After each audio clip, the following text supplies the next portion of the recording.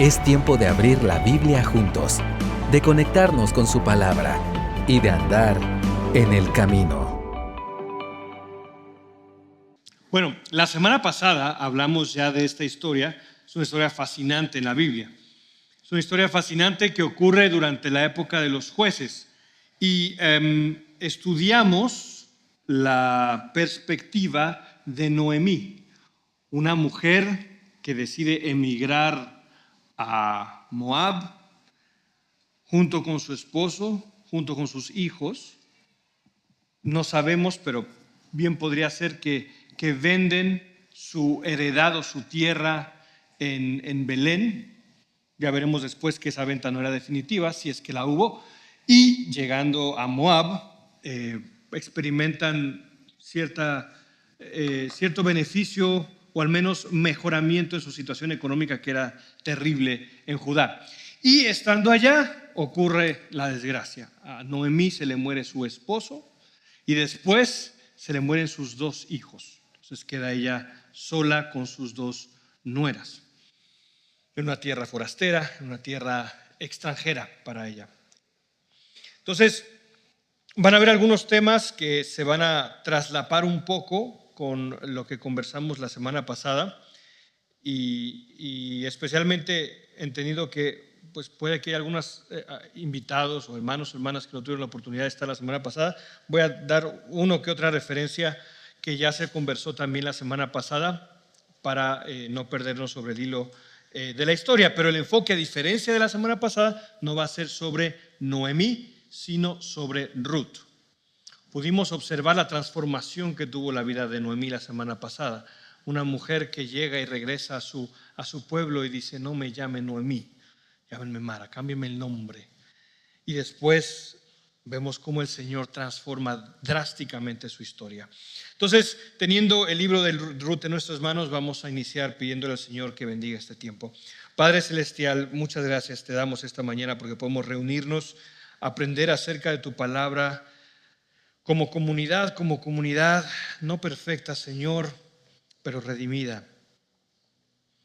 Una comunidad dolida, una comunidad en esperanza de tu venida, una comunidad santificada y justificada por tu Hijo, pero una comunidad también que necesita escuchar de tu palabra también en momentos, Señor, de desánimo, tristeza, y recordar que Dios eres tú, el único Señor, el Señor. Pedimos tu bendición sobre este tiempo. Amén.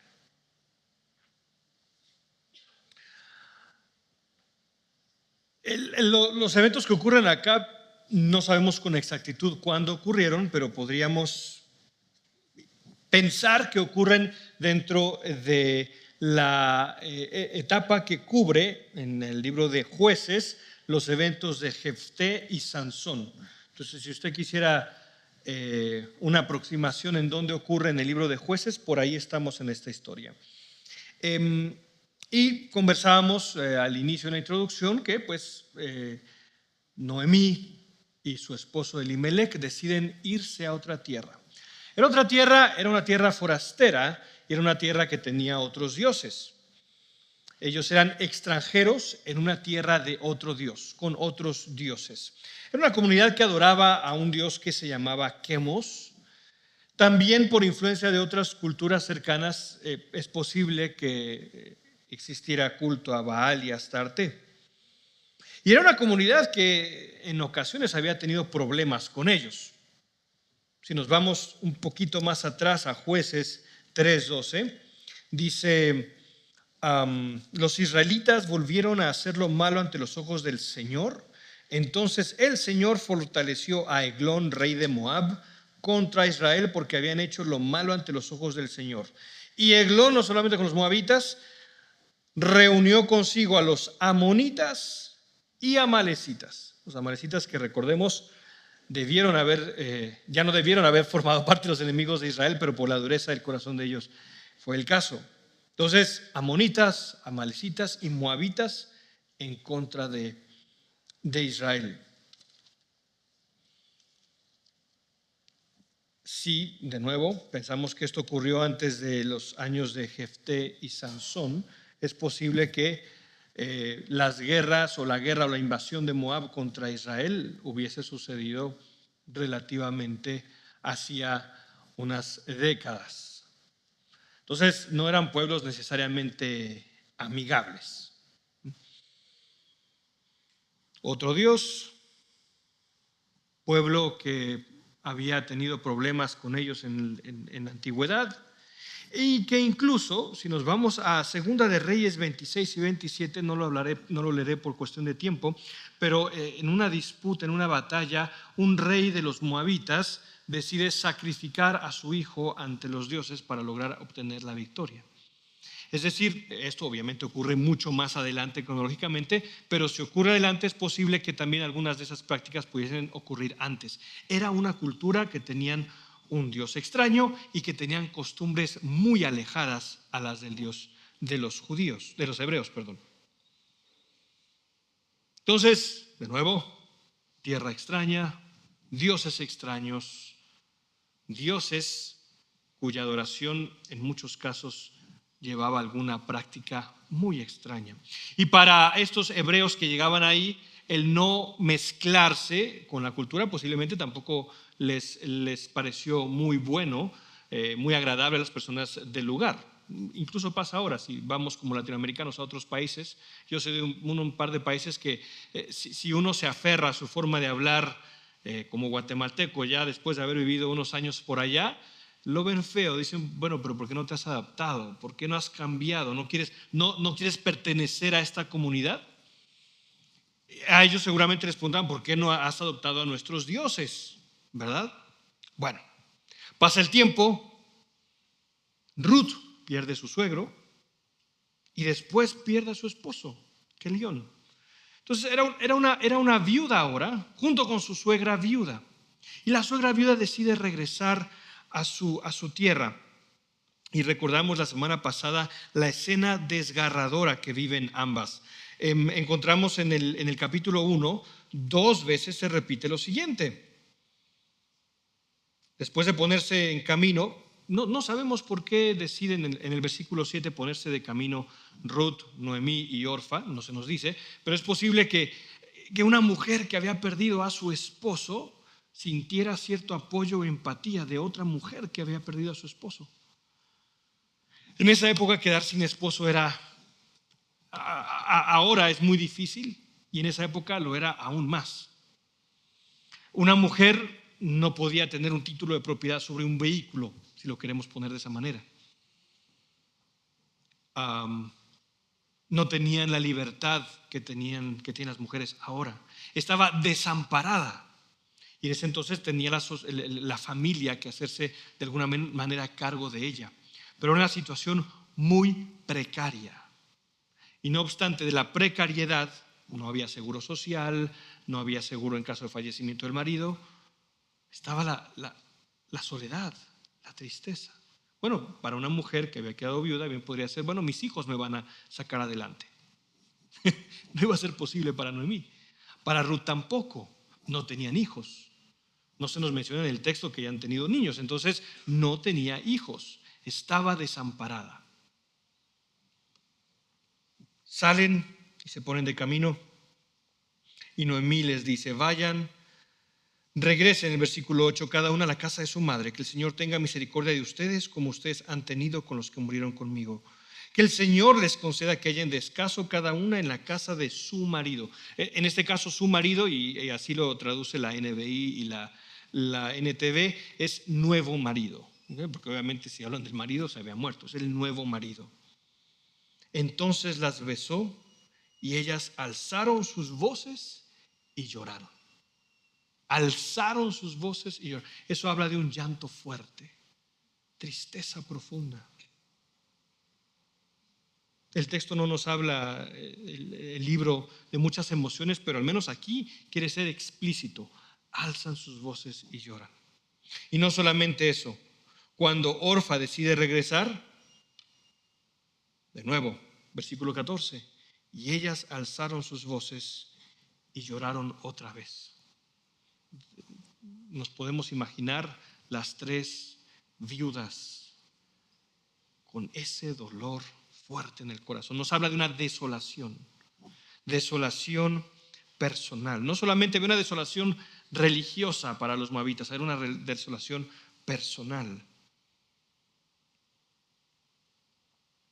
Para Orfa, tal vez en el calor del duelo, al igual que muchos de nosotros en el calor del duelo le decimos a las personas: cuentas conmigo para lo que necesites en el momento, pero al pasar el tiempo es donde se ve quién efectivamente sí decía que cuentan con ellos para siempre. Para Orfa, en el calor del duelo, dice: yo te voy a seguir, pero Noemí le dice: a ver, tienes padres, madre, padre, madre, familia, hermanos. ¿Qué haces yéndote conmigo? Ruth también, padre, madre y toda su familia estaba en Moab. ¿Qué hace yéndose con ella?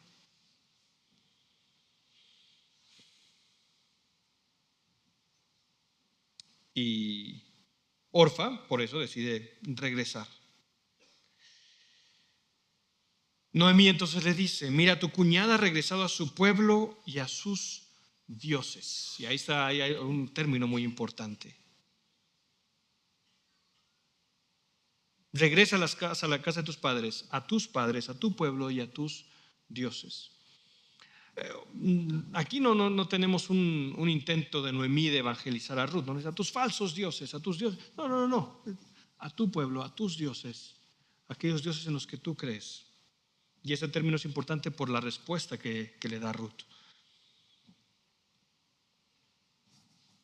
No sabemos qué se hubiera preguntado Ruth en ese momento.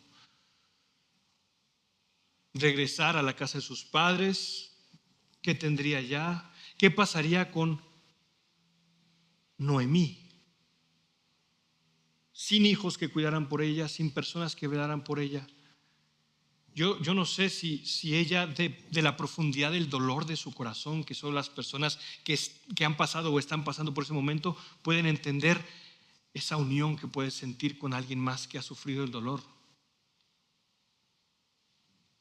Y Ruth responde: no insistas, versículo 16, en que te deje o que deje de seguirte, porque a donde tú vayas, yo iré, y donde tú mores, moraré. Tu pueblo será mi pueblo, y tu Dios, mi Dios. En ese momento ella establece un pacto. En medio de su desolación establece un pacto. Y tú y yo también podemos observar una sociedad tal vez como la de los moabitas. En ocasiones vivimos y nos sentimos extranjeros en una sociedad que tiene dioses ajenos. ¿Y qué hacer cuando en medio de eso nos encontramos con alguien cuyo corazón Dios ha estado trabajando? No encuentro en Noemí necesariamente un afán de criticar o de juzgar, al contrario, cuando le habla de sus dioses. Pero la manera en que Dios iba trabajando con Ruth hace un cambio en Ruth. Ruth decide dejar al lado sus dioses y aceptar al Dios de Noemí. Y muchos posiblemente nos hemos encontrado en algún momento de nuestras vidas con esa desolación espiritual, tal vez, en la sequedad, en la noche oscura del alma, o después del momento de dolor, un momento de estancamiento. Y Ruth se encontraba en ese momento de estancamiento, de dolor, de sufrimiento, de un dolor que de nuevo alza la voz y llora. Pero hay una palabra aquí muy importante. En medio de esta desolación, Ruth decide establecer un pacto, una alianza.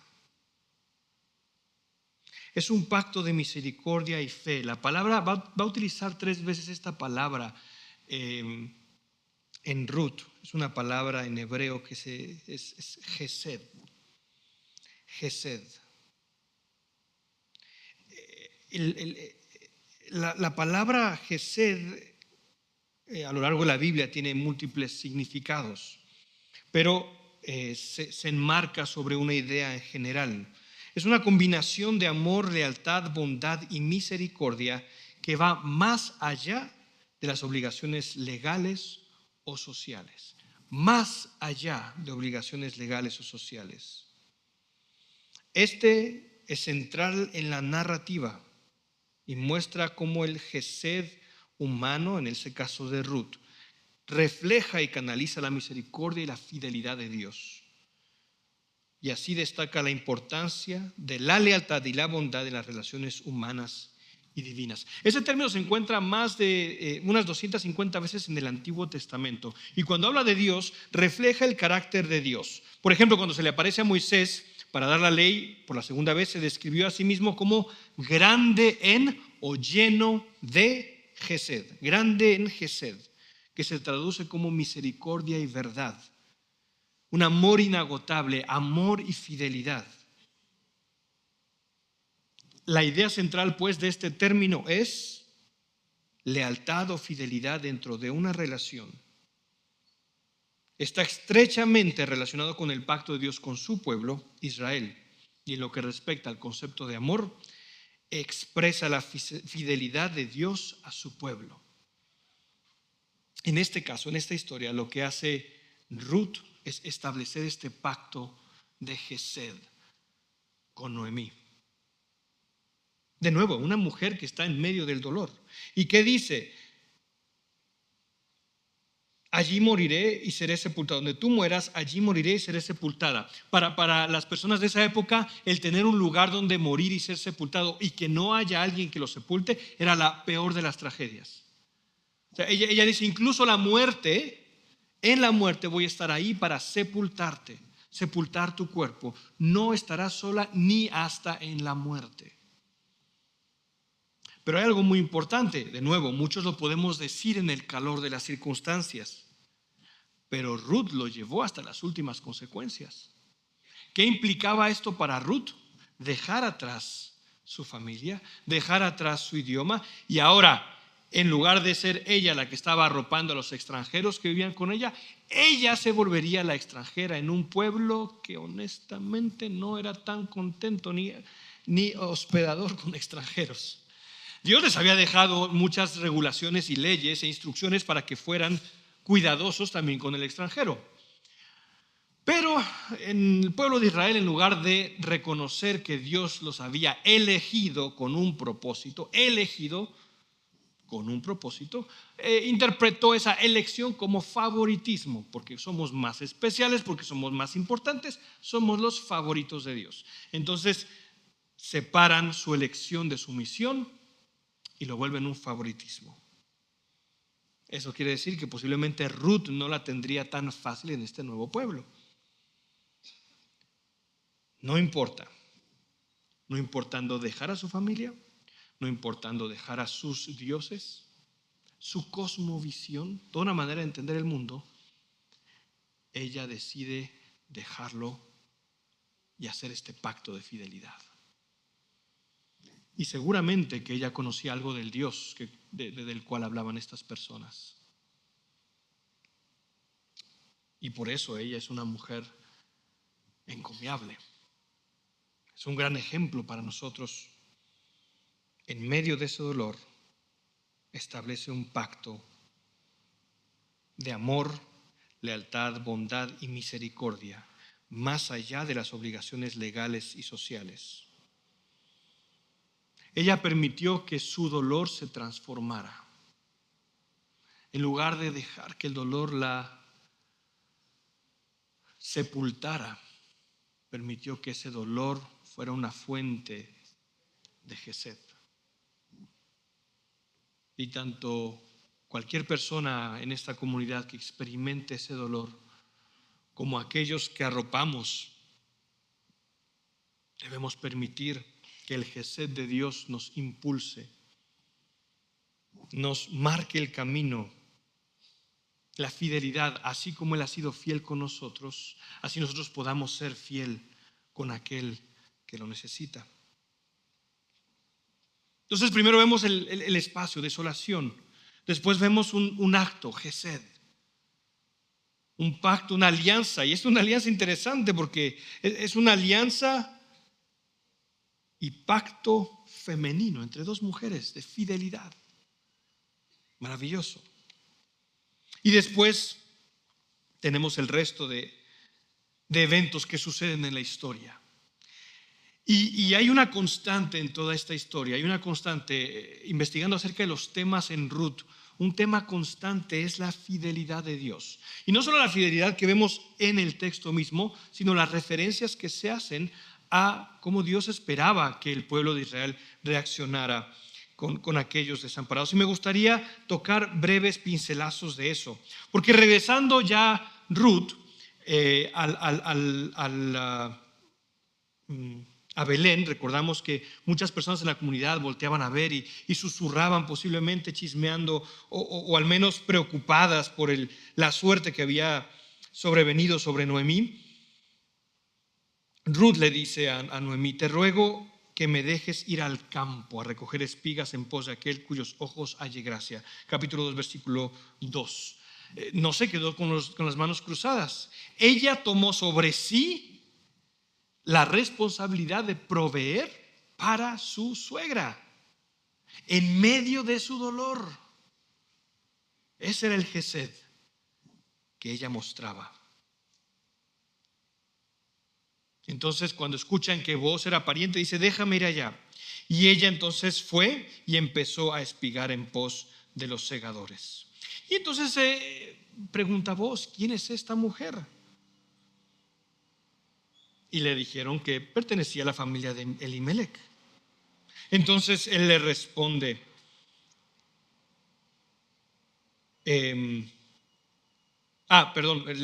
explican que ella había pedido y había rogado cosechar. Y entonces Booz le dice, versículo 8: oye, hija mía, no vayas a espigar a otro campo, tampoco pases de aquí, sino quédate con mis criadas. Fíjate en el campo donde ellas siegan y síguelas, pues he ordenado a los siervos que no te molesten. Si usted va a la calle y tal vez no tiene sencillo, no tiene cambio, y llega una persona a pedir por limosna, por una ayuda, a veces es como: no, disculpe. Y hay personas que siguen tocando: por favor. No. O las personas que luego llegan a limpiar vidrios, ¿verdad? En ocasiones llegan a ser un poquito abusivos uno que otro. Me imagino que algunos de ustedes habrán pasado por experiencias incómodas. Pero a veces cuando vemos a alguien pidiendo y uno no, en ese momento no se siente con el deseo de ayudar, es una molestia. ¿Cuántos de ustedes han visto personas que piden dinero ser retirados de una plaza comercial? No le dejan entrar. Y una vez yo me topé con un niño y le pregunté: no, es que no me dejan entrar. Y ya me regañaron: no puedo entrar. ¿Por qué? Porque es molestia. Porque para los comensales que están disfrutando de su comida, es molestia tener que ver a alguien que no tiene y dar dinero, o confrontarse con una necesidad en medio de su deleite. Entonces, una extranjera en ese momento recogiendo, para algunas personas podría ser molestia. Podría ser: ay, ahí viene siguiéndonos y recogiendo espigas, hacerle caras. ¿Saben qué? Ruth, a pesar de lo que había ocurrido, a pesar de haber perdido a su esposo, no le importó. No le importó que fueran a hacerle caras, que la fueran a menospreciar, que la fueran a echar. Y es por eso que Booz le dice: nadie te va a molestar. Ella bajó su rostro y se postró a tierra y le dijo, versículo 10: ¿por qué he hallado gracia ante sus ojos para que se fije en mí, siendo yo extranjera? Booz le respondió: todo lo que has hecho por tu suegra después de la muerte de tu esposo me ha sido informado en detalle. Y cómo dejaste a tu padre y a tu madre y tu tierra natal, es decir, sabían que había dejado a sus padres, y viniste a un pueblo que antes no conocía. Que el Señor recompense tu obra y que tu pago sea completo de parte del Señor, Dios de Israel, bajo cuyas alas has venido a refugiarte. Si hay un tema aquí muy constante es, por un lado sí, Noemí reconocía como que no tengo el favor de Dios, y después reconoce que sí tiene el favor de Dios, pero en todo el relato se habla de una solemnidad por parte de Dios. Es decir, si Dios estaba en este pueblo, si este pueblo se reconocía como parte del pueblo de Dios, tenían un respeto y tenían una carga por la honra y el respeto al Señor. Voy a explicar a qué me refiero con esto. Verán, vemos en toda esta parte la fidelidad de Dios, y hay tres cosas acerca de la fidelidad de Dios que me gustaría resaltar. La primera es cómo la fidelidad de Dios se muestra en su cuidado y provisión. Después, la fidelidad de Dios mediante Ruth, y después en el proceso de Noemí y Ruth. Verán, habían varias leyes. Voy a mencionar 3 leyes que nos permiten entender el cuidado de Dios que había dejado desde antes. Primero, en Levítico 25 se establecía que para labrar la tierra, si uno tenía una tierra, uno podía labrarla 6 años. El 7º año debía dejarla descansar. No podía explotar la tierra. Si nos ponemos a pensar a nivel de agricultura, pues era una buena idea porque los nutrientes se regenerarían y todo. Pero entonces las personas decían, bueno, pero ¿qué va a pasar con mi 7º año? O sea, tengo que labrar de algo. Y Dios decía, el 6º va a producir el doble. Ten fe. Solo puedes labrar las 6 y el 7º la dejas reposar. Hablemos de alguien que cuidaba el planeta.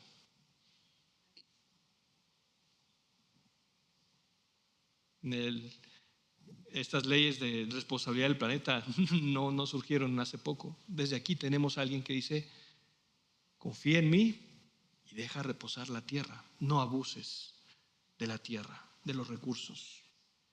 Segundo, cuando una persona se encontraba en una situación de pobreza y tenía su tierra familiar, podía venderla.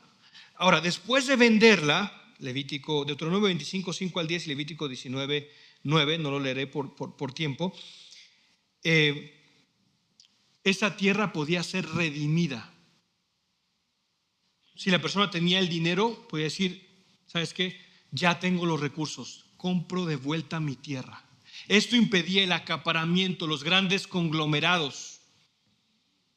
Esto hacía que la sociedad no llegara a los niveles de desigualdad que en muchos casos se llega, porque la gente reconocía que la tierra no era de la persona, era de Dios. La tierra no les pertenecía a ellos, le pertenecía a Dios. Tu dinero no te pertenece a ti, le pertenece a Dios. Tus autos no te pertenecen a ti, le pertenecen a Dios. Tu vida y tu tiempo no te pertenecen a ti, le pertenecen a Dios. Y había otra ley de protección. Levítico 19, 9, 10, Deuteronomio 24, 9 al 22. Cuando segaban la tierra, pasaban de nuevo cosechando y no podían pasar por el campo 2 veces. Sí, la primera recogemos y la segunda démosle una segunda pasada para ver qué es lo que recogemos extra. ¿Qué nos dice la palabra de Dios? Deuteronomio 24, vamos a leerlo, 24. 19 al 22. Cuando ciegues tu cosecha en tu campo y olvides alguna gavilla en el campo, no regresarás a recogerla. Será para el extranjero, para el huérfano y para la viuda. Para que el Señor tu Dios te bendiga en toda obra de tus manos. Cuando sacudas tus olivos, no recogerás las ramas que hayas dejado tras de ti. Serán para el extranjero, para el huérfano y para la viuda. Cuando vendimes tu viña, no la repasarás. Será para el extranjero, para el huérfano y para la viuda. Recordarás que tú fuiste esclavo en la tierra de Egipto, por tanto yo te mando que hagas estas cosas. Si realmente yo soy Dios, yo soy Yahvé, yo soy tu Dios, tendrás respeto de esto. La justicia de Dios. Algo tan sencillo. Nadie podía abusar de la tierra o nadie podía cosecharla al doble, porque Dios había dejado que de esa manera se alimentaran la viuda, los huérfanos y el extranjero. Y si Dios decía, ojo, yo soy el Señor y harás esto, esa solemnidad, ¿cuánto más para nosotros queda esa responsabilidad? No podemos ser buenos cristianos si no proveemos. por el desamparado, si buscamos acaparar a costa del prójimo, si buscamos explotar sin tener responsabilidad sobre aquello que Dios nos ha confiado. Esa es una responsabilidad para la comunidad y también una esperanza para viuda, huérfano y extranjero. Hay un Señor, hay un Dios que cuida y provee y que lo toma muy en serio cuando alguien no lo hace. Dios es fiel. Segundo, mediante Ruth podemos ver la fidelidad de Dios. No tenemos aquí en este pasaje indicios de que Ruth fuera una mujer extremadamente bella, no se lo dice, y en muchos otros casos en la Biblia se lo dice. Pero cuando ella se presenta con Booz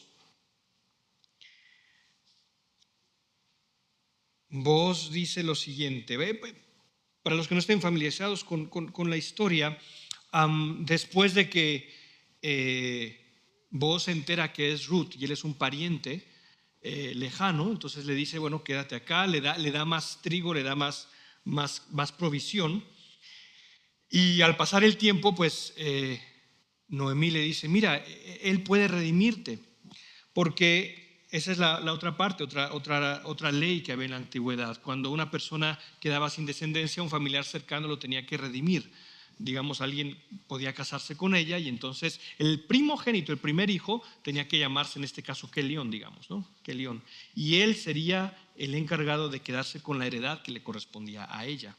Entonces, si tú redimías a la persona, no te quedabas, ya tengo el doble de mi tierra, no. Tenías que dejárselo para esta persona cuando estaba su esposa en vida. Y entonces Booz dice algo interesante.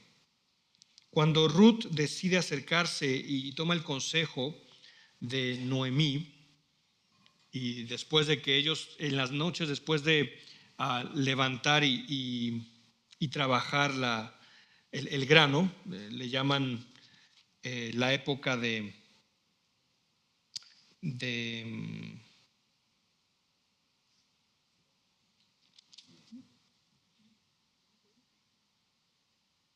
levantar el montón de grano. Entonces ellos lo que hacían era levantarlo al aire, y los pequeños granos que no eran parte del grano que comían se los llevaba el viento. Entonces lo purificaban de esa manera. Y entonces Booz se acuesta y ella llega, no hay nada sexual ahí, pero se acuesta en sus pies para pedirle de una manera redención. Y Booz dice lo siguiente, vamos a ver el versículo 10 del capítulo 3.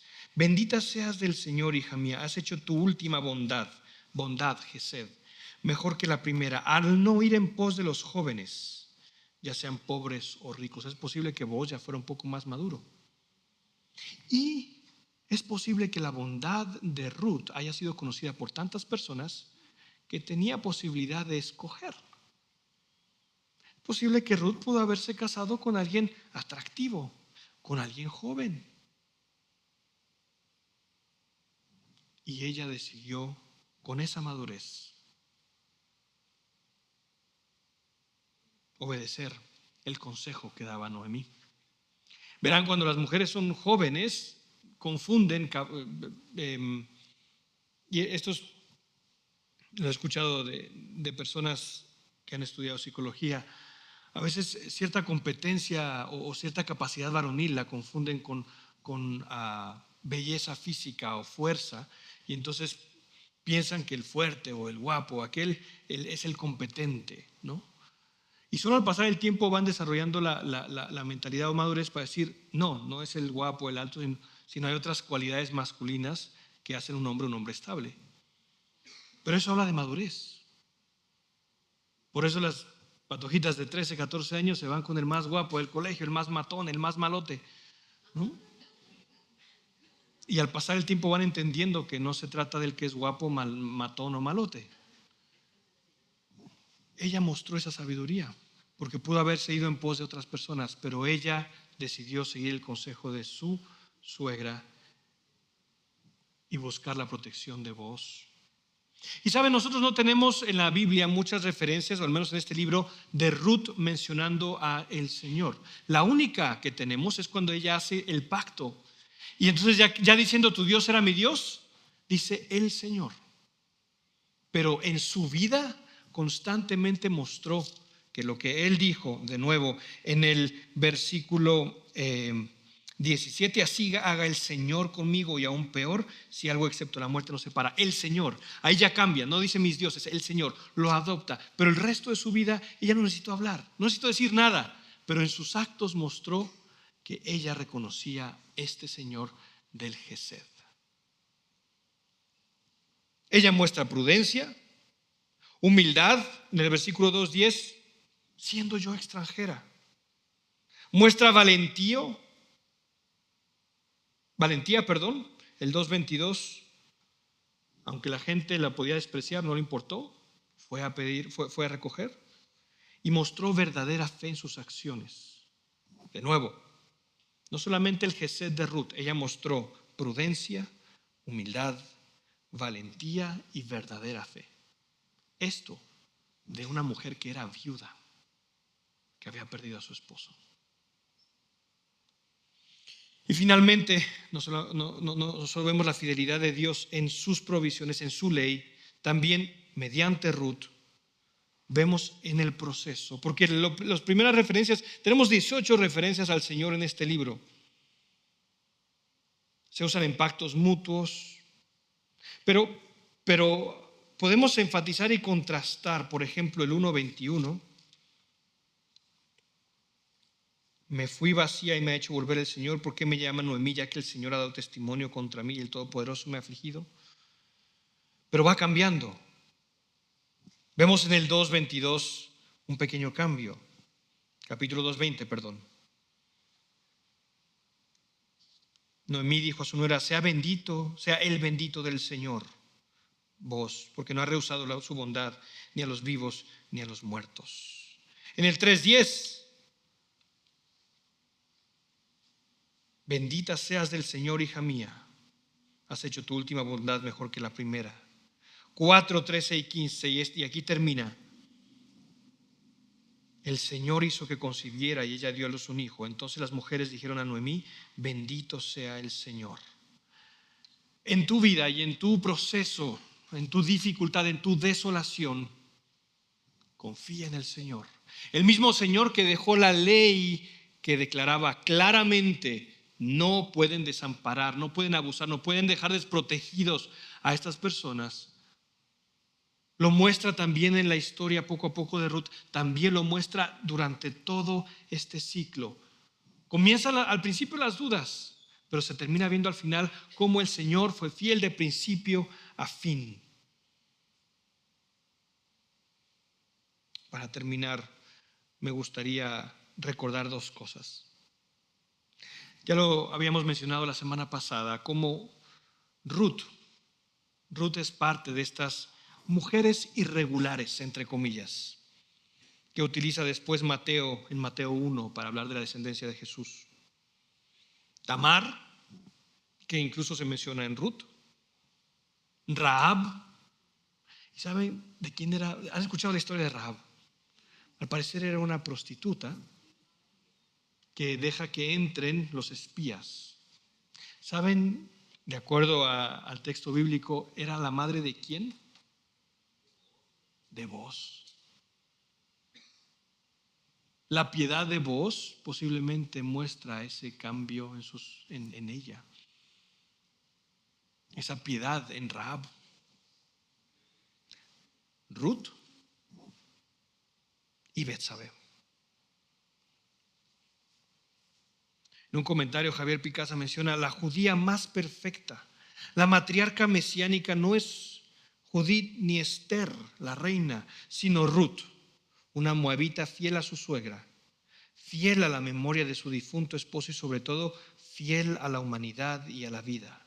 Ruth es signo de ese nuevo Israel, no un Israel centrado en el favoritismo de Dios, sino abierto al Gesed de la alianza y fidelidad a Dios. El Señor hoy, con la historia de Ruth, nos recuerda: para aquel desamparado, para aquella viuda en desolación, en tristeza, que el Señor es fiel. En medio de ese dolor y en medio de esa tristeza puede haber un pacto de Gesed en tu vida y permitir que ese dolor sea transformado por el Señor como signo de esperanza a otros. También para la comunidad que acompaña, para nosotros, nos recuerda la seriedad con la cual el Señor se toma esos pactos, que somos responsables por aquellos entre nosotros que están en necesidad, porque somos responsables de mostrar ese Gesed de Dios al mundo. Y también una esperanza para el cristiano que espera, para el cristiano que está o la cristiana que está en medio de desolación. Dios es fiel. Finalmente Ruth y Booz se casaron y de ahí el Señor trajo descendencia del Mesías. El Señor es y será fiel. Oremos. Padre Celestial, gracias te damos por este tiempo en el que nos permites compartir. Señor, volvemos a la Escritura. Volvemos a la Escritura y pedimos, al igual que lo hizo Ruth, en el versículo 12 del capítulo 2, Señor, cuando vos la reconoce, le dice: el Dios de Israel bajo cuyas alas has venido a refugiarte. Nos venimos a refugiar en tus alas, Señor. Podemos hallar refugio en tus alas porque tú eres nuestra roca. Tú no te moverás. Tú eres fiel. Permítenos mostrar esta fe como la de Ruth, en humildad, en valentía, en prudencia, en fe mediante nuestras acciones. Que nuestras acciones verdaderamente muestren que nuestro Dios no es Quemos, el Dios de los moabitas, o Mamón, el Dios del dinero. Que nuestro Dios verdaderamente es Yahvé, el Señor, el Dios que proveyó en esta historia y que seguirá proveyendo hasta el fin. Permítenos mostrar esto como iglesia, como comunidad, para tu gloria. Amén. Gracias por acompañarnos hoy. Esperamos que vuelvas y sigas conectado con la palabra. También te invitamos a que nos sigas en nuestras redes sociales. Hasta pronto.